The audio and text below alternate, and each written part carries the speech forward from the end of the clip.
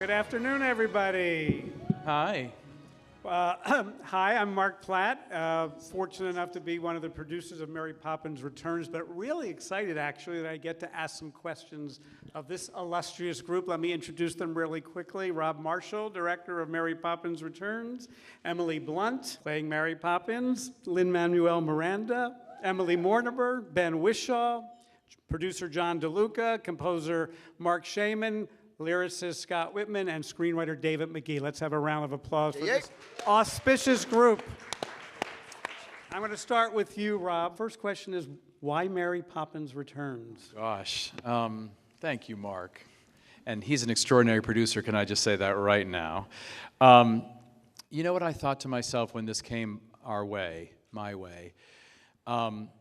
If anybody's going to do it, I would like to do it because it was incredibly daunting at first, of course, but at the same time, I really felt like I have that film, as many of us on this panel do, in our blood. And I wanted to be able to, in an odd way, protect the first film and treat this film with great care and love. And, you know, musicals are very difficult to do. An original musical, there's so many layers to it, but with this one, you know, creating an original musical from scratch was actually, for me, a dream, and I'd never done it before, and to be able to create it with this beautiful company was exactly what I was hoping for. And I have to say the guiding message of this film about finding light in the darkness is honestly what drew me to it and kept guiding me throughout the whole process, including till this very moment, you know, when people are actually now seeing the film, because it feels so current to me that, and I'm just speaking for myself, but I feel people need this film now, and I certainly knew that I wanted to live in that world and be part of that, and sending that message out into the world now of looking for hope and light in a dark time. And that's why we set our film in the Depression era in London, the time of the books. It was really so it could feel accessible and feel like it's a story that needs to be told now. Rob, you said this is your most personal film. Why is that? It's a life choice, I guess. You have to get up and approach your life in a certain way, and to look at it from the angle, from a different point of view, which is in our film too. From the point of view of looking for the light. It's in the P.L. Travers books. It's about finding that childlike joy in life, which might sound trivial to some, but to me it's very profound. And I honestly was able to explore that idea in making this film. It was incredibly hard work, probably the hardest work I've ever had to do on a film, but at the same exact time, incredibly joyous for that very reason. Emily. So, how did this come about for you? I think you even called my agent and said something big's coming down the pipe for you, for Emily, and I got a voicemail from Rob, who is my dear friend, and we have known each other a long time. And the voicemail certainly had a sort of charged energy to it. Like I was like, oh my God, what is it? You know, what is this project? And when he called me, you know, because he is so beautifully ceremonious and wants every moment of the process to feel special and transporting and memorable for you, that even the phone call had such a sense of ceremony to it. And he said, you know, we've been digging through the Disney archives, and, you know, and by far their most prized possession. And I was like, what is it? And I couldn't think, like, what it was, you know. And when you said Mary Poppins, I felt like the air changed in the room. It was so extraordinary, such an extraordinary, rather unparalleled moment for me, because I was filled with an instantaneous yes, but also with some trepidation, you know, all happening simultaneously in that moment, because she is so iconic. She had such a big imprint on my life and on everyone's lives. You know, people hold this character so close to their hearts. And so, you know, how do I create my version of her? What will my version of her be? Because there's no point. No one wants to see me do a sort of cheap impersonation of Julie Andrews. Because no one is Julie Andrews, and so she should be preserved and treasured in her own way of what she did.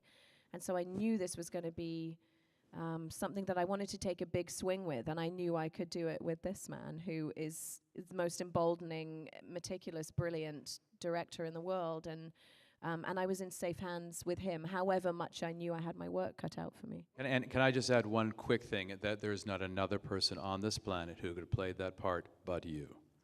No one. What did you draw upon?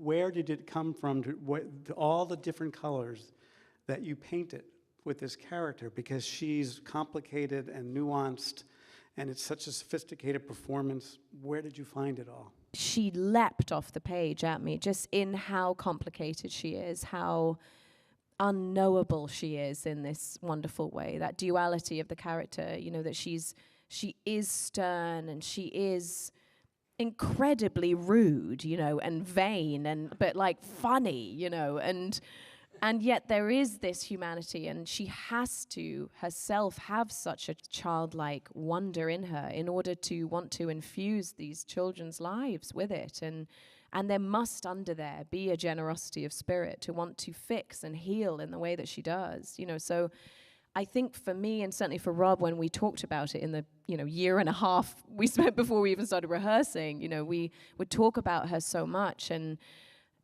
we both wanted to find those layers and those moments of humanity, and also the fact that she's probably a bit of an adrenaline junkie. Like, she loves these adventures. It's like her outlet, you know. So just finding those moments so she's not just one thing, you know, because she is so enigmatic, and it was such a delicious character to play. Loved it.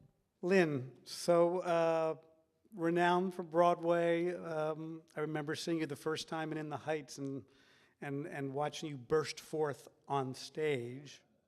Here's your first big movie experience. How did it come about, and how was the experience? When I got a call from Rob Marshall and John DeLuca, we'd like to talk to you about something. That became an immediate priority, and they said, sequel to Mary Poppins, and I said, who's playing Mary Poppins? And they said, Emily Blunt, and I said, oh, that's good.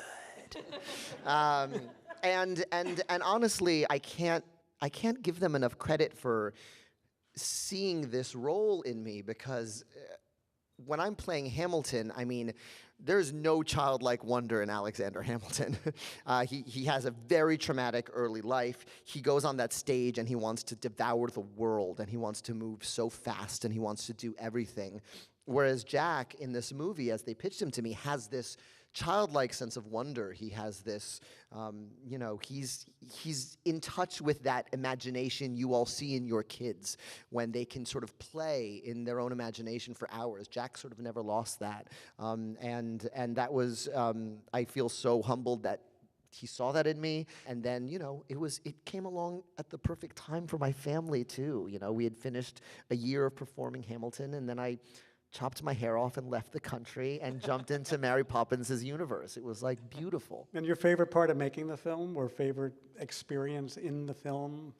There are so many. I mean, you've seen the film. There are a lot of highs on a movie like this. And coming from the theater, where you're the only thing that changes in the performance is the audience and your energy that day, to go, okay, Thursday we'll be shutting down Buckingham Palace and riding with 500 bicyclists, and Friday you'll be, you know, dancing with the penguins.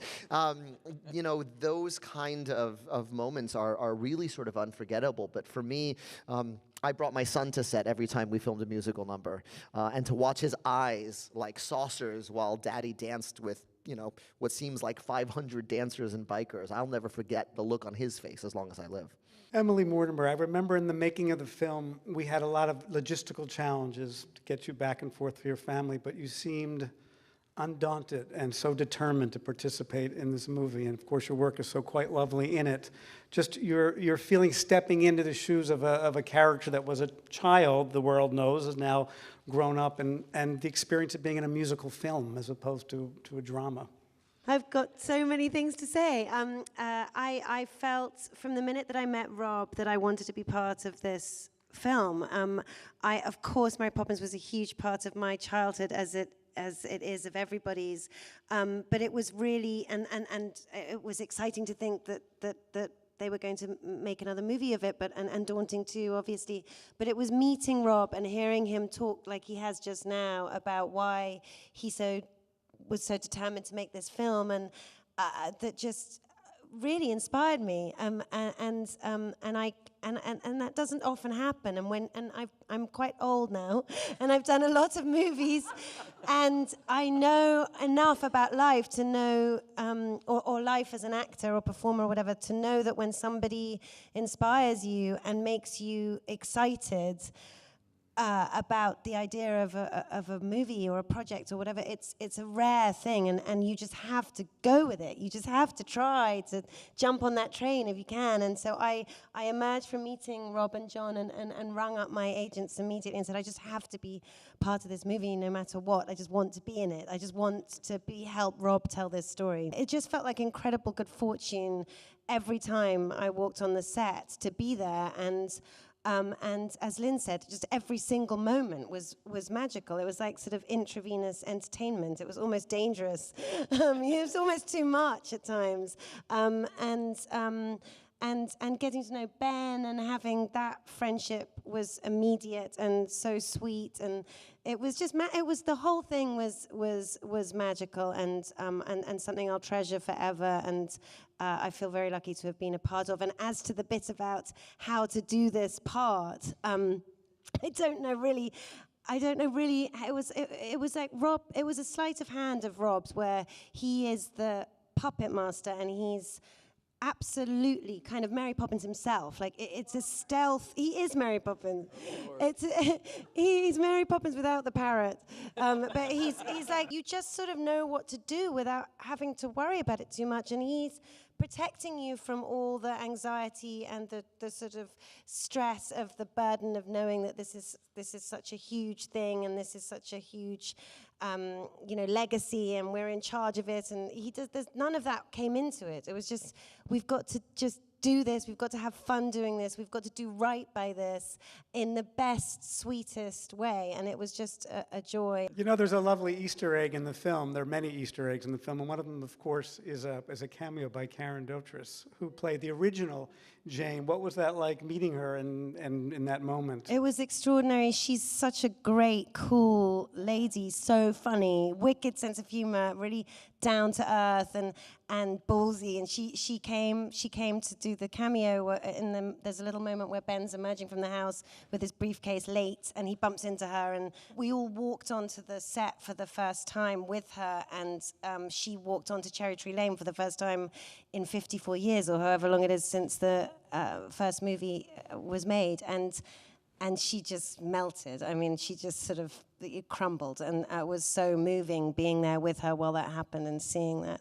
We were fortunate to have a number of those kind of experiences. Just really quickly, maybe just real quick about what it was like having Dick Van Dyke and what he said and how he came onto the set. I mean, every one of us was there, and it was beyond. I don't think any of us could even breathe that day, because we couldn't believe that we were touching that. And he was basically playing the same old banker that he played. He grabbed my hand as we walked onto the set, and he turned to me and he said something I will never forget. He said, I feel the same spirit here on this set that I did in the first film. And that was, that was the dream come true right there.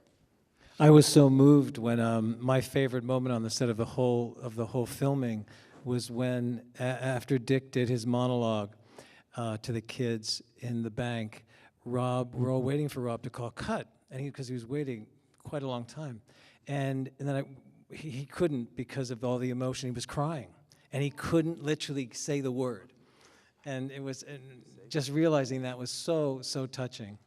I think Emily called cut because or said it's bossy, over. yeah.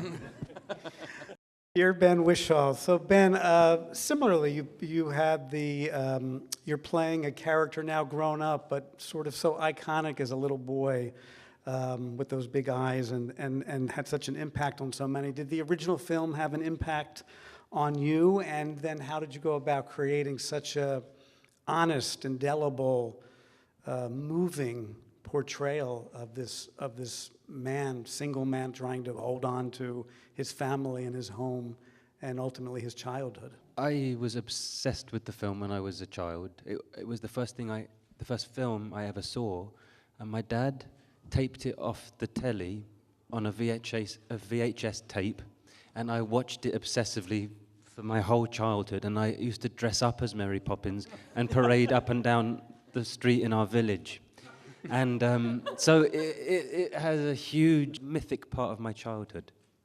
So I was sort of moved every day because, of course, it's moving to, and you don't expect as an adult to sort of be revisiting something that's such a part of your childhood. I was so moved every day to be involved in that world again, that I still recall so well. And I mean, I can't watch the first film without crying. And how did I play the character? I mean, it was brilliantly written. That was the thing. I mean, it was all there, and that's what I think people never say. Is like, you just have to do it.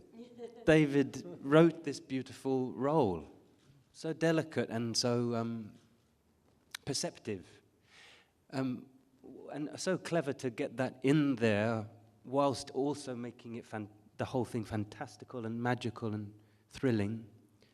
Then you have a great song or two. That helps.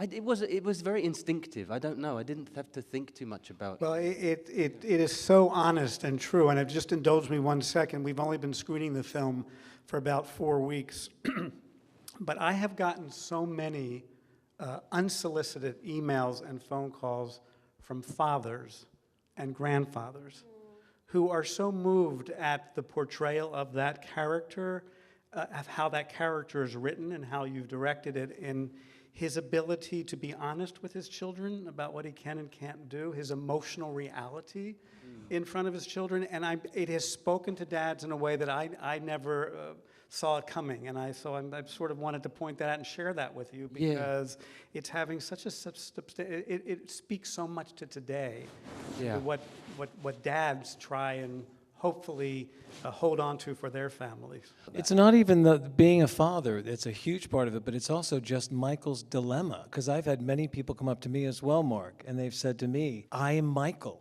You don't realize," and I'm like, okay, I get it. It hits the core of a lot of people. John DeLuca, let me ask you a question, because you do so much in so many ways, from choreography to producing, so much of your contribution, and so much obviously Rob in the center, and just any observations on this particular film, knowing it's his most personal film. Well, yeah, I mean, I think people have touched upon it. It really is, he does have this, he's the greatest parent I've ever seen. He's so unselfish in his care of people and the art of making movies, that no matter how huge the pressures are, we walk onto the set, or we walk into any area where the actors or the crew or any people working for him are, and he just has this way of turning on this positive energy that's all about them, and it's all about you. It's all about taking care and nurturing. And so Mary Poppins, I feel that this was not only the right time, but it's the right time because the right man was here to share his vision with the world. I think it's the perfect time because Rob was here to make it. Thank you, John. That was lovely. Thank you. Mark Shaman, so composer extraordinaire, and some shoes to fill. Just why this movie for you came, and how you accomplished it so beautifully. Like everyone else, it was an extremely large part of my childhood. I think it was my entire childhood was Mary Poppins. I really have no other memory of my childhood except listening to that record and reading the synopsis of the story, and the fact that I would grow up, and even as a child had the ability to write music and lyrics, and was even fascinated by the orchestrations on it. And I learned everything I could from that album. So then I grew up, and this dream came true where I got to incorporate every single thing that I ever learned from that album into real life, and got to write songs with Scott, and then got to score the movie, which is a whole other thing outside of songwriting. And it's so nice to see everyone, because it's an odd thing about scoring a movie, and I'm sure for the editor as well, and Lord knows Rob and John, but we live with your images, every frame of them. 30 frames a second. I know you also intimately. And you have to work in concert with you. And so I feel like I've sometimes gone up to stars of movies I've scored, and they're like, "Get away from me! Who are you?" I'm like, "But I know you so well, Jack Nicholson." But to get the chance to spend the months and the year of scoring this movie and getting to work with these people and these faces and these eyes and the body language, it was just a fantasy. Scott, you wrote the lyrics with Mark, and the range of the wordplay and the lyrics, from the witty rap that you said in music hall for Lynn to the profundity of Nothing's Gone Forever, is just such an extraordinary range. Just the challenge of accomplishing all that. My favorite part of the whole experience was the months that Rob, John, David, Mark, and I spent together in the books and carving out what the musical numbers were going to be. And I think that's probably one of the most creative times I've had in my very long time in show business.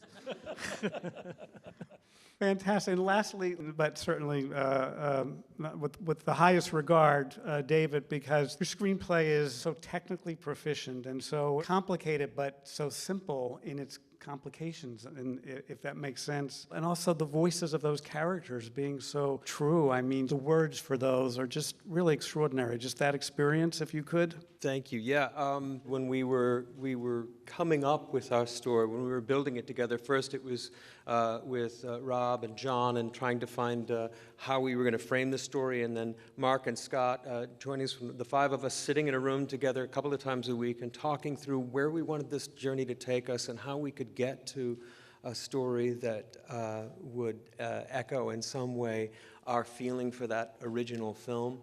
That was the most magical kind of collaboration time I've ever had.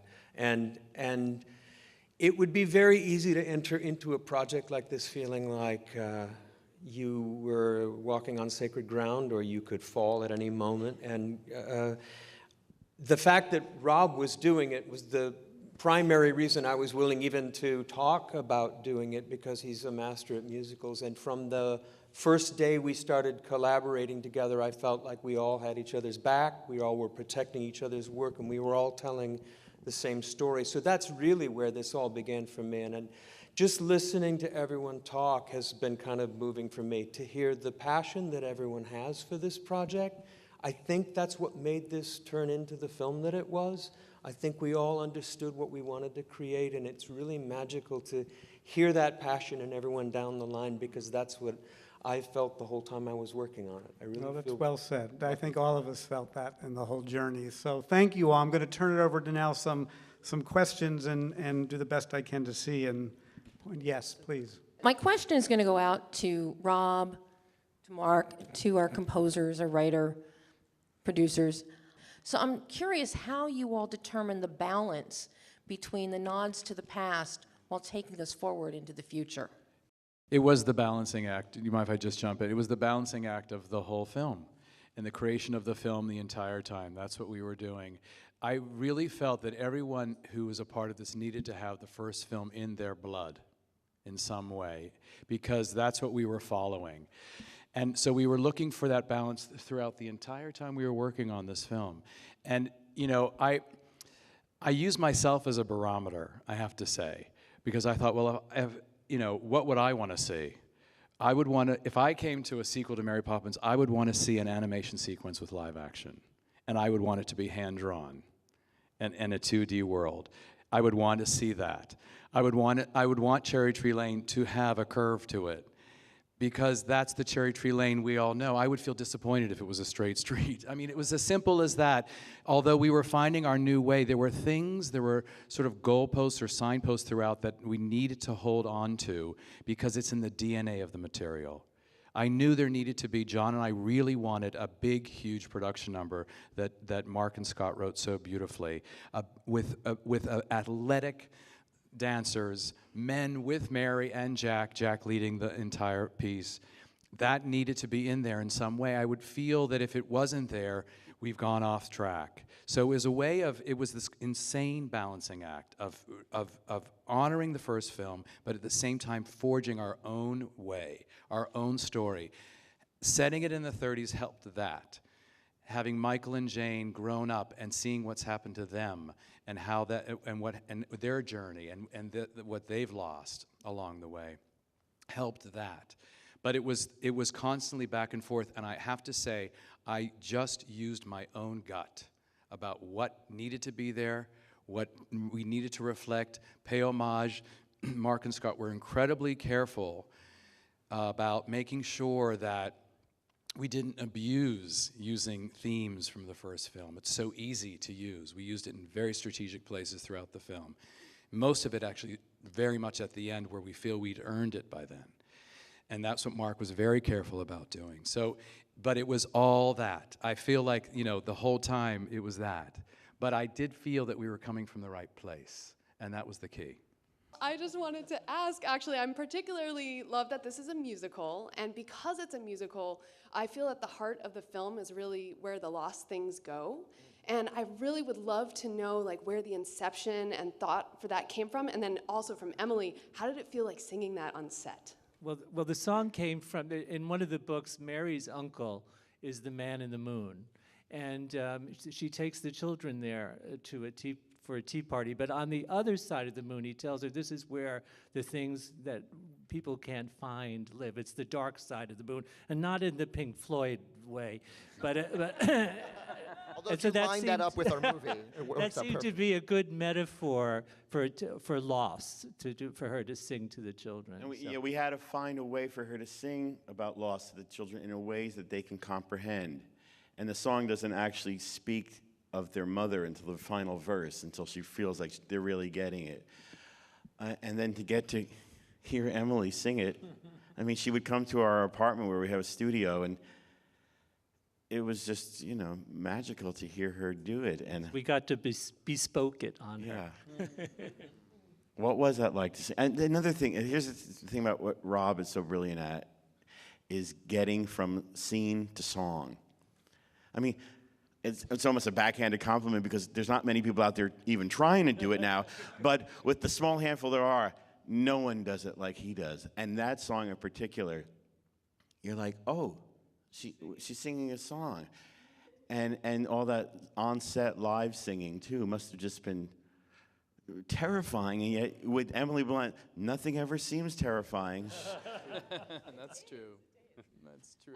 I mean, I remember those early days of coming to your apartment and singing that song, and I was so incredibly moved by it that I found it virtually impossible to get through it the first few times I sang it in your apartment. It was so emotional for me, because I did think of my own children and these children in the film and their sense of loss, and that they're trying to hold their father together, and they've dealt with something so profound and so agonizing, you know, to lose a parent and to be so young and miss her so much. And oh my God, I like cry thinking about it.